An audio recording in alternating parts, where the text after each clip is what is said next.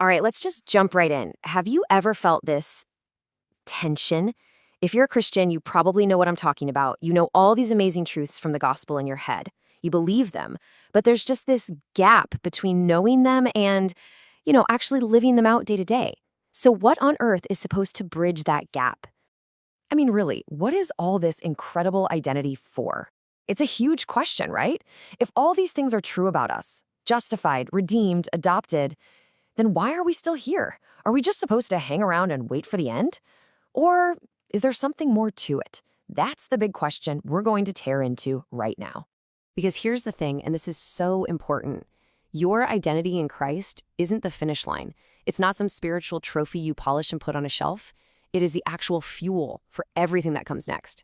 So let's just do a quick flyover of this amazing foundation God has set for us, piece by glorious piece.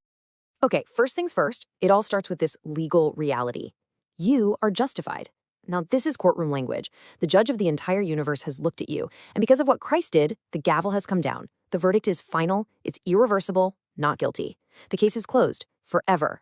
But it's so much more than just a legal change. It's a change in your very DNA. You are a new creation. This isn't about just trying harder or turning over a new leaf. The Greek word here is kainos, which means new in kind. Something has come into existence that literally did not exist before. You're not just a renovated version of the old you. You are genuinely brand spanking new. And this new you've been set free. You are redeemed. In the Roman world, this concept was huge. It meant a price was paid to buy a slave out of bondage and set them free. You were purchased out of slavery to sin and death. A price was paid for you. And you weren't just bought and left on your own. No, you were brought into a family. You are adopted. Now, under Roman law, adoption was this incredibly serious, permanent thing. All your old debts were completely canceled. You got a new name, you got full inheritance rights, and get this, you could never be disowned. That is exactly what God has done for you. So how is any of this even possible? Justified, new, redeemed, adopted. All of it flows from this one central mind-blowing reality. You are united with Christ. Seriously, this phrase, in Christ, is all over the New Testament. It doesn't just mean you're following him from a distance. It means you are in him. His death was your death. His resurrection is your life. His story has become your story. And because you are in him, you are sanctified. Now, this one has two sides to it, and both are true at the same time. Positionally, you've already been set apart. You're declared holy simply because you belong to God. But there's also the progressive side, where you're being shaped day by day to look more like him. You are holy, and you are becoming holy. And in the middle of all this shaping and changing, you are given rest. Jesus talks about his yoke, and you have to remember, a yoke is made for two. It's not about taking away the weight of life. It's about sharing it. You were never meant to pull that load all by yourself. He is right there beside you, pulling with you, setting the pace. And you're not just some passenger along for the ride. Nope, you are equipped and empowered.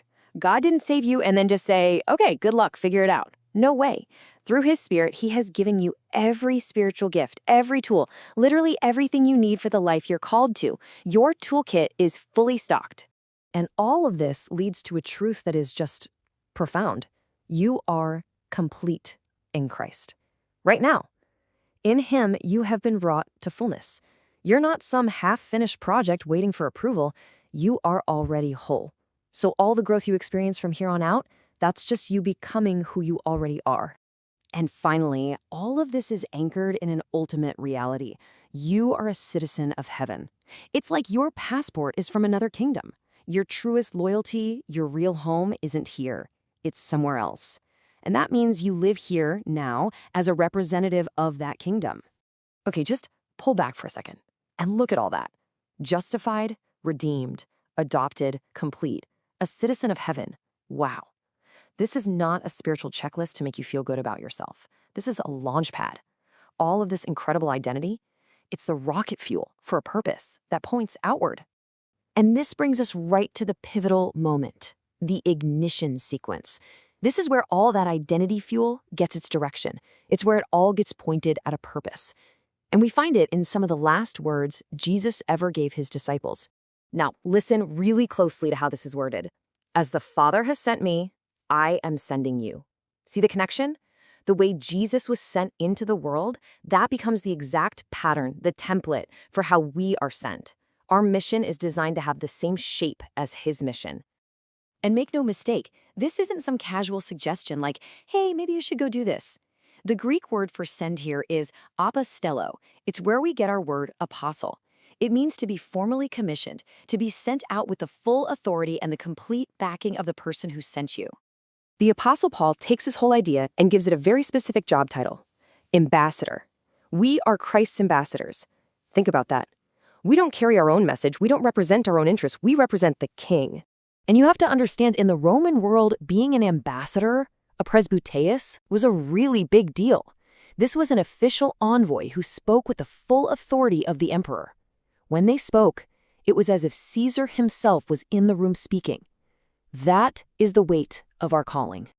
So now we come to what is maybe the most crucial point in this entire explainer. Seriously, getting this one distinction right changes everything about how you live your faith. It's the difference between total burnout and a mission that's actually sustainable and joyful. Just look at the massive contrast here. If you think you're sent for an identity, your whole life becomes about striving, performance, and a constant fear of failure. Your worth is totally tied to your results. It's a recipe for burnout. But the gospel flips that whole thing on its head. You are sent from an identity that's already secure. You get to operate from a place of rest and freedom based not on your work, but on his finished work, which means you actually have the freedom to fail. Let me put that another way, because this is the absolute key. Your mission doesn't create your standing with God. It expresses it. You don't serve God to try and earn your place as his kid. You serve him because you are already his kid. And that, my friends, changes everything. And that is why your identity matters so, so deeply. It's not just about your own comfort or your own assurance. It is the solid, unshakable foundation from which you were sent out into the world. See, you weren't just saved from something, you were saved for something. So what's the bottom line? It means you are a sent person. You carry the message of the King who found you into a world that is desperate to be found. So, go. Not to earn your place. Go because you already have one.